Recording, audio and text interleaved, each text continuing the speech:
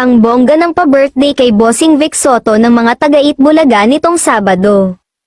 Ang saya lang dahil after maiyak-iyak ni Bossing Vic dahil sinurprise siya ng kanyang mga anak at kumanta nga ang mga ito, aba, nagpaunlak pa siya ng interview sa entertainment press na pumunta sa kanilang studio. Siyempre, sabi ni Bossing Vic, mangiyak-ngiyak siya dahil hindi raw niya talaga alam na kakantahan siya ng mga anak. Sobra raw siyang natatouch kapag nagkakasama-sama ang kanyang mga anak. Siyempre, hindi rin nakawala si Bossing Vic sa isyong pinag-aaway sila at ang mga taga-It's Showtime.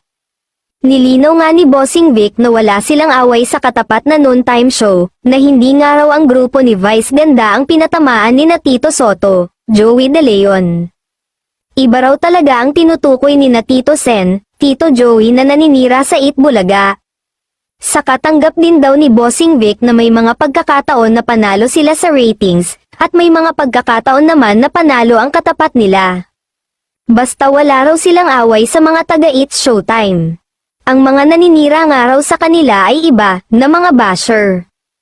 Pero may panlaban daw siya sa mga troll, ang panlaban ko sa mga troll, scroll, pag nadaanan ko yung pino-post nila, nag-scroll ako, chika pa ni Bossing Vic. So hindi nga basta-basta papatulan ni Bossing Vic ang mga basher nila. Thankful daw si Bossing Vic dahil hanggang ngayon daw ay maganda pa rin ang kanyang career at ang katayuan ng Itbulaga.